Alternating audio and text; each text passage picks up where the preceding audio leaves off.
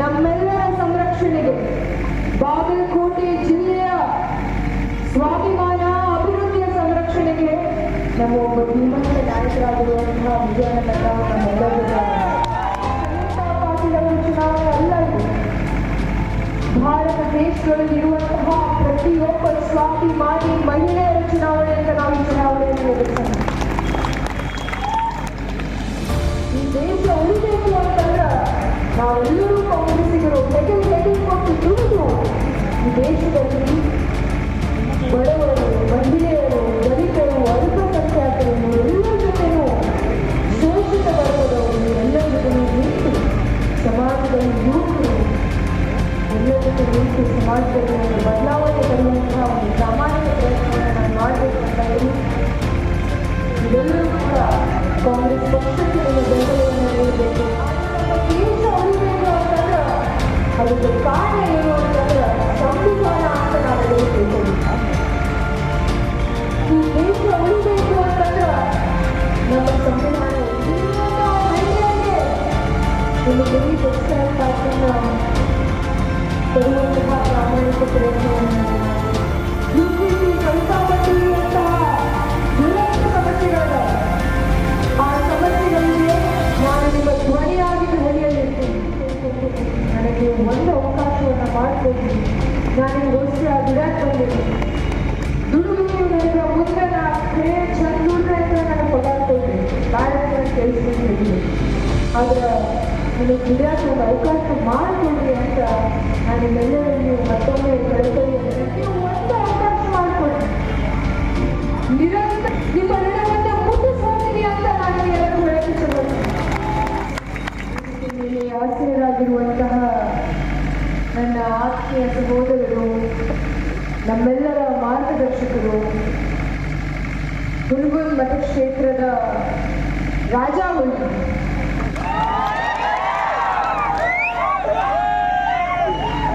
ಆಗಿರುವಂತಹ ಸನ್ಮಾನ್ಯ ಶ್ರೀ ವಿಜಯಾನಂದ ಕಾಶಪ್ಪನವರವರೇ ಹಾಗೂ ಸಮಯದ ಅಭಾವವಿರುವುದರಿಂದ ವೇದಿಕೆ ಮೇಲೆ ಆಸೀನರಾಗಿರುವಂತಹ ಎಲ್ಲ ನನ್ನ ಗುರು ಹಿರಿಯರೇ, ಇಲ್ಲಿ ಉಪಸ್ಥಿತರಿರುವಂತಹ ಎಲ್ಲ ನನ್ನ ಕಾಂಗ್ರೆಸ್ ಪಕ್ಷದ ಕಾರ್ಯಕರ್ತರೇ, ತಾಯಂದಿರೇ, ಅಣ್ಣ ತಮ್ಮಂದಿರೇ ಹಾಗೂ ಪತ್ರಿಕಾ ಮಾಧ್ಯಮದವರೇ,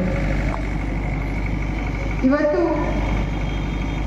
ಈ ಲೋಕಸಭಾ ಚುನಾವಣೆ ನಮ್ಮ ಬ್ಲಾಕ್ ಅಧ್ಯಕ್ಷರು ಹೇಳಿದಂಗೆ ಇದು ಸಂಯುಕ್ತ ಪಾಟೀಲ್ ಅವರ ಚುನಾವಣೆ ಅಲ್ಲ. ನಮ್ಮ ದೇಶ ಒಂದು ಬಹಳ ಸಂದಿಗ್ಧ ಪರಿಸ್ಥಿತಿಯನ್ನು ಎದುರಿಸ್ತಾ ಇದೆ. ಯಾಕೆ ನಾನು ನಿಮಗೆ ಈ ಮಾತನ್ನ ಹೇಳ್ತೀನಿ ಅಂತಂದ್ರ, ಒಂದು ಕೆಲವು ದಿನಗಳ ಹಿಂದೆ ನಾನು ಬಿಜೆಪಿ ಪಕ್ಷದ ಒಂದು ಸಂಕಲ್ಪ ಪತ್ರವನ್ನು ನಾನು ಓದ್ತಾ ಇದ್ದೆ. ಆ ಬಿಜೆಪಿ ಪಕ್ಷದ ಸಂಕಲ್ಪ ಪತ್ರದಲ್ಲಿ ಏನ್ ಬರ್ತಿತ್ತು ಅಂತಂದ್ರ, ನಮ್ಮ ಭಾರತ ದೇಶಕ್ಕೆ 4 ಆಧಾರ ಸ್ತಂಭಗಳದಾವು ಅನ್ನುವಂತಹ ಮಾತನ್ನು ಅವರು ಆಡಿದ್ರು. ಆ 4 ಆಧಾರ ಸ್ತಂಭಗಳು ಯಾವುವು ಅಂತಂದ್ರ, ಒಂದು ರೈತ, ಇನ್ನೊಂದು ಮಹಿಳೆ, ಇನ್ನೊಂದು ಯುವಕ, ಕೊನೆಯದಾಗಿ ಬಡವ ಅನ್ನುವಂತಹ ಮಾತನ್ನು ಅವರು ಹೇಳ್ತಾರೆ. ಆದ್ರೆ ನಾವು ಇವತ್ತು ಈ ವೇದಿಕೆ ಮೂಲಕ ಆ 4 ಆಧಾರ ಸ್ತಂಭಗಳು ನಮ್ಮ ಭಾರತ ದೇಶದಲ್ಲಿ ಯಾವ ಪರಿಸ್ಥಿತಿಗಳನ್ನ ಎದುರಿಸ್ತಾ ಇರುವಂತಹ ಸನ್ನಿವೇಶವನ್ನು ನಾವು ಕಾಣ್ತಾ ಇದ್ದೀವಿ ಅಂತ ನಾವೆಲ್ಲರೂ ಆಲೋಚನೆಯನ್ನ ಮಾಡಬೇಕು. ಅವರು ಮೊದಲನೇದಾಗಿ ಹೇಳ್ತಾರೆ ರೈತ ಅಂತ.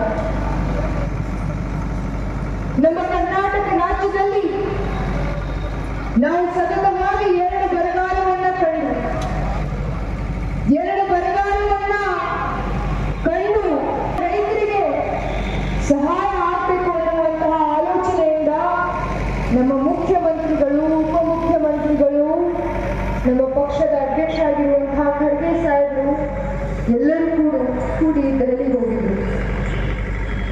ಅವರು ಒಂದು ಮನವಿಯನ್ನ ಮಾಡಿಕೊಂಡು ಕೇಂದ್ರ ಸರ್ಕಾರಕ್ಕೆ ಅವ್ರು ಏನು ಮನವಿ ಮಾಡಿದ್ರು ಅಂತಂದ್ರ, ನಮ್ಮ ಕರ್ನಾಟಕ ರಾಜ್ಯದೊಳಗ ಸತತವಾಗಿ 2 ಬರಗಾಲವನ್ನ ಎದುರಿಸುವಂತಹ ನಮ್ಮ ಮಹಿಳೆಯರು ಅಂತಂದ್ರ ನಮಗ್ ಮೊದಲಿಂದೇ ಕಳಿಸಿರ್ತಾರೆ. ನೀವು ನಿಮ್ಮ ಗಂಡನ ಬಗ್ಗೆ ಆಲೋಚನೆ ಮಾಡಿರಿ, ತಾಯಿ ತಂದೆ ಬಗ್ಗೆ ಆಲೋಚನೆ ಮಾಡಿ, ನಿಮ್ಮ ಮಕ್ಕಳ ಬಗ್ಗೆ ಆಲೋಚನೆ ಮಾಡಿ. ಯಾವತ್ತಿದ್ರೂ ಕೂಡ ಅಡುಗೆ ಮಾಡೋದು ನಾವೇ ನಮಗೆ ಸಿಗೋದಿಲ್ಲ. ಮೊದಲು ಎಲ್ಲರಿಗೂ ತಿಳಿಸಿ ಅವರೆಲ್ಲರಿಗೂ ಸಹಾಯವನ್ನು ತಗೊಂಡು ಅವರೆಲ್ಲರೂ ಅರಾಪದಾರೋ ಇಲ್ಲ ನೋಡ್ಕೊಂಡು ಏನಾದರೂ ಉಳಿತು ಅಂತಂದ್ರೆ ಇರುವಂತಹ ಮಹಿಳೆ ನಾವೆಲ್ಲರೂ ಊಟ ಮಾಡ್ತೀವಿ. ಸಮಾಜಮುಖಿ, ನಿರಂತರವಾಗಿ ತನ್ನ ಕುಟುಂಬದ ಭವಿಷ್ಯದಗೋಸ್ಕರ ಆಲೋಚನೆ ಮಾಡಿರುವಂತಹ ಮಹಿಳೆಗೆ ನಮ್ಮ ಭಾರತ ದೇಶದಲ್ಲಿ ಒಂದು ಬಹಳ ಸಂದಿಗ್ಧ ಪರಿಸ್ಥಿತಿಯನ್ನು ಅವರು ಎದುರಿಸಿರುತ್ತಾರೆ. ನಿರಂತರವಾಗಿ ಕೂಲಿ ಮಾಡಿ ತಮ್ಮ ಕುಟುಂಬವನ್ನು ನಡೆಸ್ತಾ ಇರುವಂತಹ ನಮ್ಮ ಮಹಿಳೆಯರು ಇವತ್ತು ಹಾಲು ತುಟ್ಟಿ, ಮೊಸರು ತುಟ್ಟಿ, ಕಡಿ ಕಾಯಿಸ ಎಲ್ಲ ಕಾಯಿಪಲ್ಯಗಳ ತುಟ್ಟಿ, ಎಣ್ಣೆ ತುಟ್ಟಿ.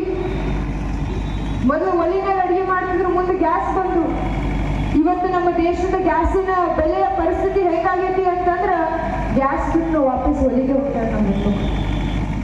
ಅಂತ ಒಂದು ಪರಿಸ್ಥಿತಿಯಲ್ಲಿ ನಮ್ಮ ಮಹಿಳೆಯರು ಬಳಲ್ತಾ ಇರುವುದನ್ನ ನಮ್ಮ ಸರ್ಕಾರ ಕಂಡು ಸರ್ಕಾರದ ಒಂದು ಸಮಾಜದ ಸ್ವಾಭಿಮಾನ ಆಗಿರುವಂತಹ ಮಹಿಳೆಯರ ಬೆನ್ನೆಲುಬಾಗಿ ನಿಲ್ಲಬೇಕು ಅನ್ನುವಂತಹ ಉದ್ದೇಶದಿಂದ ನಾವು ಇವತ್ತು ಗ್ಯಾರಂಟಿ ಯೋಜನೆಗಳನ್ನು ತಂದಿದ್ದೀವಿ. ಸೊ ಅದಕ್ಕಾಗಿ ತಾಯಂದ್ರೆ ಈ ಚುನಾವಣೆ ಸಂಯುಕ್ತ ಪಾಟೀಲ್ ಅವರ ಚುನಾವಣೆ ಅಲ್ಲ. ಇದು ಈ ಚುನಾವಣೆ ಕರ್ನಾಟಕ ರಾಜ್ಯದ ಪ್ರತಿಯೊಬ್ಬ ಸ್ವಾಭಿಮಾನಿ ಮಹಿಳೆಯರ ಚುನಾವಣೆ ಅಂತ ನಾವು ಈ ಚುನಾವಣೆಯನ್ನು ಎದುರಿಸೋಣ. ಅವ್ರು ಹೇಳ್ತಾರೆ ನಾವು ಮಹಿಳೆಯರಿಗೆ ರಕ್ಷಣೆಯನ್ನ ಕೊಡ್ತೀವಿ ಅಂತ ಅವ್ರು ಹೇಳ್ತಾರೆ. ನಾನು ಇರುವಂತಹ ಎಲ್ಲ ನನ್ನ ಅಣ್ಣ ತಮ್ಮಂದರಲ್ಲಿ ನನ್ನ ಮಹಿಳೆಯರು ಒಂದು ಪ್ರಶ್ನೆ ಕೇಳ್ತೇನೆ. ಭಾರತ ದೇಶದ ಹಾಥ್ರಾಸ್ನಲ್ಲಿ ಒಬ್ಬ ದಲಿತ ಮಹಿಳೆಯ ಬಲಾತ್ಕಾರ ಆಯಿತು.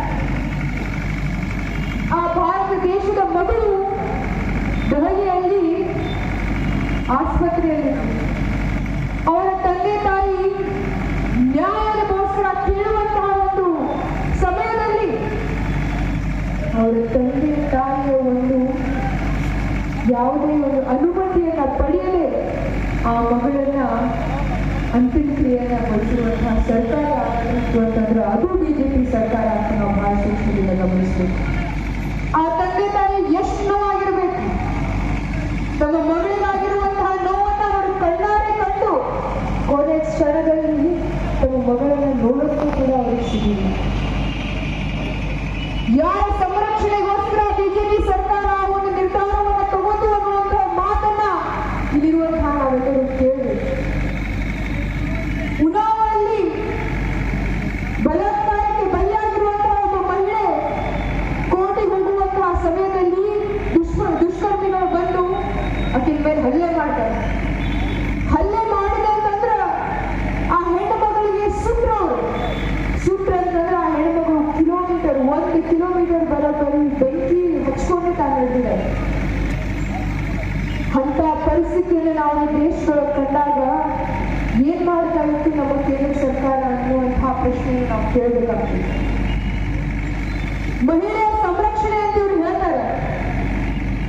ಮಣಿಪುರದಲ್ಲಿ ಭಾರತ ದೇಶದ ಮಗಳೊಬ್ಬಳಿಗೆ ಅತ್ಯಾಚಾರ ಮಾಡೋದಷ್ಟೇ ಅಲ್ಲ, ಆಕೆಗೆ ಬೆತ್ತಲೆ ನಡೆಸಿರುವಂತಹ ವಿಡಿಯೋವನ್ನ ಇಡೀ ಇಂಟರ್ನೆಟ್ ತುಂಬಾ ಹಾಕಿದೆ. ಅವಾಗ ಯಾಕೆ ಧ್ವನಿಯನ್ನ ಎತ್ತಲಿಲ್ಲ ಈ ಬಿಜೆಪಿ ಸರ್ಕಾರ ಅನ್ನುವಂತಹ ಮಾತನ್ನು ನಾವೆಲ್ಲರೂ ತಿಳ್ಕೋಬೇಕಾಗ್ತದೆ. ಮಹಿಳೆಯರ ಸಂರಕ್ಷಣೆಯನ್ನು ಮಾಡ್ತಾರಂತೆ. ತಮ್ಮದೇ ಆಗಿರುವಂತಹ ಒಬ್ಬ ಸಂಸದ, ನಮ್ಮ ಕುಸ್ತಿ ಪಟುಗಳು ಭಾರತ ದೇಶದ ಬಹಳ ಮಂದಿ ಏನು ಒಲಿಂಪಿಕ್ ಮೆಡಲ್ ಗೆದ್ದಿಲ್ಲ. ಬರೀ 35 ಜನ ಮಾತ್ರ ನಮ್ಮ ಭಾರತ ದೇಶ ಒಲಿಂಪಿಕ್ ಮೆಡಲ್ ಗೆದ್ದಾರೆ. ಒಲಿಂಪಿಕ್ ಮೆಡಲ್ ಅನ್ನ ಗೆದ್ದಿರುವಂತಹ ನಮ್ಮ ಮಗಳೊಬ್ಬಳು ಭಾರತ ದೇಶದ ಹೆಮ್ಮೆ. ಆಕೆ ಒಂದು ದೂರನ್ನ ಬರುತ್ತೆ. ಆಕೆ ಒಲಿಂಪಿಕ್ ಮೆಡಲ್ ಗೆದ್ದಾಗ ಪ್ರಧಾನಮಂತ್ರಿಗಳು ಬಿಜೆಪಿ ನಾಯಕರು ಎಲ್ಲರೂ ಅವ್ರನ್ನ ಕರೆಸಿ ಅವ್ರಿಗೆ ಛಾಪಿದ್ರು.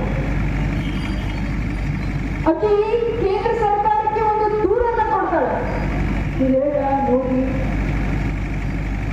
ನಿಮ್ಮ ಸಂಸದರೊಬ್ಬರು ನಮ್ಮ ಕುಸ್ತಿ ಪಟುಗಳ ಮೇಲೆ, ಮಹಿಳಾ ಕುಸ್ತಿ ಪಟುಗಳ ಮೇಲೆ ಲೈಂಗಿಕ ದೌರ್ಜನ್ಯವನ್ನು ಮಾಡಲಿಕ್ಕೆ ನಾವು ಕಳಕಳಿಯಿಂದ ವಿನಂತಿ ಮಾಡ್ಕೊಳ್ತೀವಿ, ನೀವು ಅವ್ರನ್ನ ತೆಗೆದು ಹಾಕಬೇಕು, ಈ ಒಂದು ಸಿಸ್ಟಮ್ ಅನ್ನ ಬದಲಾವಣೆ ಮಾಡಬೇಕು ಅನ್ನುವಂತಹ ಮನವಿಯನ್ನ ವಿದ್ಯಾಪತಿಗಳು ಮಾಡಿದ್ರು. ನಿರಂತರವಾಗಿ 3 ತಿಂಗಳು ಅವರು ಪ್ರತಿಭಟನೆಯನ್ನ ಮಾಡಿದ್ರು. ಒಬ್ಬರನ್ನು ಕೂಡ ಅವ್ರಿಗೆ ಮಾತಾಡ್ಸಕ್ ಹೋಗ್ಲಿಲ್ಲ.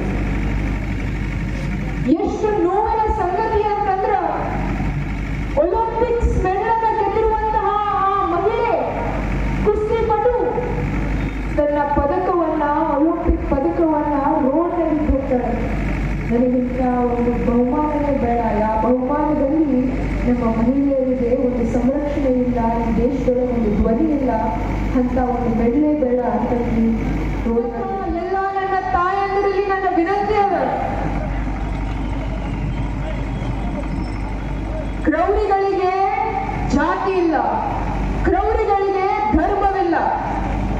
ಕ್ರೌರಿಗಳು ಯಾವ ಜಾತಿ ಇರಲಿ, ಯಾವ ಧರ್ಮವಿರಲಿ, ಅವ್ರು ಯಾರು ಮಾಡಿದ್ರು ಕೂಡ ಅವರು ಕ್ರೌರಿಗಳೇ. ನನ್ನ ಒಂದು ಮನವಿ ಏನು ಅಂತಂದ್ರ, ಎಲ್ಲಾ ಸಂಗತಿಗಳು ಭಾರತ ದೇಶನಾಗ ಒಂದು ಕಾನೂನನ್ನು ನೀವು ಲಾಗು ಮಾಡ್ಬೇಕಾಗಿತ್ತಲ್ಲ. ಈ ರೀತಿ ಮಾಡಿದ ಗಂಡಸ ಮಕ್ಕಳಿಗೆ ನಾವೆಲ್ಲರೂ ಎನ್ಕೌಂಟರ್ ಮಾಡಿ ಅವರಿಗೆ ನಿರಂತರವಾಗಿ ಅವ್ರ ಮೇಲೆ ಕ್ರಮವನ್ನು ತಗೊಳ್ತೀವಿ ಅನ್ನುವಂತಹ ದಿಟ್ಟ ನಿರ್ಧಾರವನ್ನ ಈ ಸರ್ಕಾರ ಯಾಕೆ ತಗೊಳ್ಳಿಲ್ಲ? ಇವತ್ತು ಅವರು ಜಾತಿ ರಾಜಕಾರಣ ಮಾಡ್ತಾರೆ. ಸೊ ಅದಕ್ಕಾಗಿ ಇಲ್ಲಿರುವಂತಹ ಎಲ್ಲ ನನ್ನ ತಾಯಂದಿರಲ್ಲಿ ನನ್ನ ಮನವಿ ಏನದ ಅಂತಂದ್ರ, ಈ ಚುನಾವಣೆ ಸಂಯುಕ್ತ ಪಾಟೀಲ್ ಅವರ ಚುನಾವಣೆ ಅಲ್ಲ. ಇದು ಭಾರತ ದೇಶದೊಳಗೆ ಇರುವಂತಹ ಪ್ರತಿಯೊಬ್ಬ ಸ್ವಾಭಿಮಾನಿ ಮಹಿಳೆಯರ ಚುನಾವಣೆ ಅಂತ ನಾವು ಈ ಚುನಾವಣೆಯನ್ನು ಎದುರಿಸೋಣ. ಅವ್ರು ಹೇಳ್ತಾರೆ, ರೈತರಿಗೆ ನಾವು ನಿಮಗೆ ಸಂರಕ್ಷಣೆಯನ್ನ ಕೊಡ್ತೀವಿ ಅಂತ, ರೈತರ ಆದಾಯವನ್ನು ದುಪ್ಪಟ್ಟು ಮಾಡ್ತೀವಿ ಅನ್ನುವಂತಹ ಮಾತನ್ನು ಹೇಳಿದ್ರು. ಇವತ್ತಿನ ಪರಿಸ್ಥಿತಿ ಹೆಂಗಾಗಿದೆ ಅಂತಂದ್ರ, ದುಪ್ಪಟ್ಟು ಮಾಡುವಂತ ಗುರು, ಬೀಜ, ಗೊಬ್ಬರ ಎಲ್ಲ ಕೂಡ ಹೆಚ್ಚಿಗಾಗಿದ್ದಾರೆ. ನಮ್ಮ ರೈತರು ಬರೀ ಬೆಂಬಲ ಬೆಲೆ ಕೇಳಕ್ ಹೋಗಿದ್ರು. ದೆಹಲಿಗೆ ನಾವು ರೈತರಿಗೆ ಏನಂತ ಕರಿತೀವಿ? ಭಾರತ ದೇಶದ ಅನ್ನದಾತ. ಮನುಷ್ಯರಿಗೆ ಎಲ್ಲ ಕೈ 2 ಕೈ ನಾಳೆ ತೋರಿಸಿ ನಾನು ಎತ್ರ ಎಲ್ಲರೂ ಜೋಡಿ ಅಂದ್ರೆ ಮೇಲೆ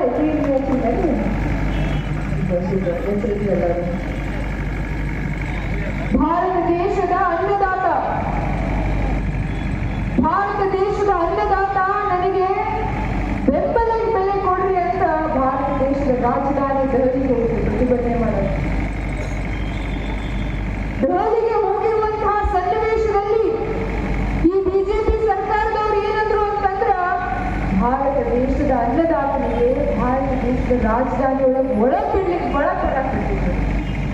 ಅವರು ಬರುವಂತಹ ದಾರಿಗಳಲ್ಲಿ ಸಿಮೆಂಟ್ಗಳ ಗೋಡೆಯನ್ನ ಕಟ್ಟಿ ಅವ್ರ ಮೇಲೆ ಗಂಡುಗಳ ಪ್ರಹಾರ ಮಾಡಿ, ಅವರು ಬರುವಂತಹ ದಾರಿಯಲ್ಲಿ ಅವರು ಟ್ರ್ಯಾಕ್ಟರ್ ಪಂಚರ್ ಆಗಲಿ ಅಂತ ಬಳಿ ಹಾಕ್ತರು.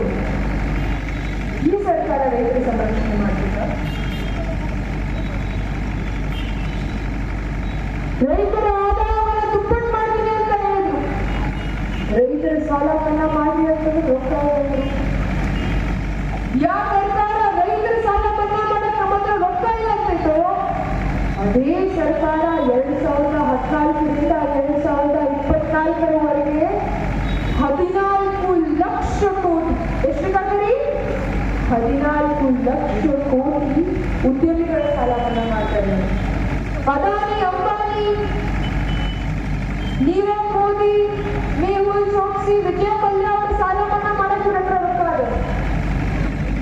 ಆದ್ರೆ ರೈತರ ಸಾಲ ಮನ್ನಾ ಮಾಡಕ್ಕೆ ರೊಕ್ಕ ಇಲ್ಲ. ಈ ಸರ್ಕಾರ ರೈತರ ಸಂರಕ್ಷಣೆಯನ್ನ ಮಾಡ್ತಿಲ್ಲ. ರೈತರು ಬೆಂಬಲ ಬೆಲೆಯನ್ನ ಕೇಳಕ್ ಹೋದ್ರ ಹೇಳುವಂತಹ ಸೌಜನ್ಯಲ್ಲಿರುವಂತಹ ಸರ್ಕಾರ ರೈತರ ಸಂರಕ್ಷಣೆಯನ್ನ ಮಾಡ್ತಿಲ್ಲ. ಇಲ್ಲಿರುವಂತಹ ನಾವೆಲ್ಲರೂ ತಿಳ್ಕೋಬೇಕು, ಭಾರತ ದೇಶದ ಪರಿಸ್ಥಿತಿ ಹೇಗಾಗಿದೆ ಅಂತಂದ್ರ, ಶ್ರೀಮಂತರು ಇನ್ನೂ ಜಾಸ್ತಿ ಶ್ರೀಮಂತರೇ ಆಗಿರ್ಬೇಕಾದ್ರೆ ಬಡವರು ಇನ್ನೂ ಹೆಚ್ಚಿಗೆ ಬಡವರೇ ಆಗಿದ್ದಾರೆ.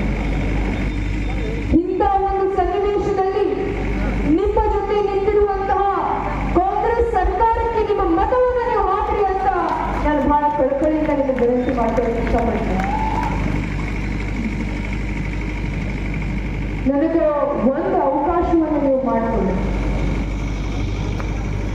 ಬಾಗಲಕೋಟೆಯ ಒಂದು ಹೊಸ ಕನಸನ್ನ ಒತ್ತಿ ನಾನು ಎಲೆಕ್ಷನ್ಗೆ ಬಂದೆ.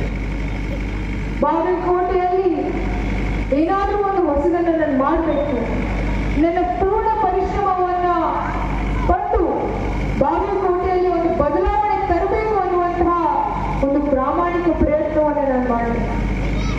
ಸೊ ಇಲ್ಲಿರುವಂತಹ ಎಲ್ಲ ನನ್ನ ಅಣ್ಣ ತಮ್ಮಂದರಲ್ಲಿ ನನ್ನ ವಿನಂತಿ ಏನುವಂತಂದ್ರೆ 20 ವರ್ಷಗಳ ಅವಧಿಯಲ್ಲಿ ಸತತವಾಗಿ ನೀವು ಒಬ್ಬರ ಸಂಸದರಿಗೆ ಅವಕಾಶವನ್ನು ಮಾಡಿಕೊಡಿ.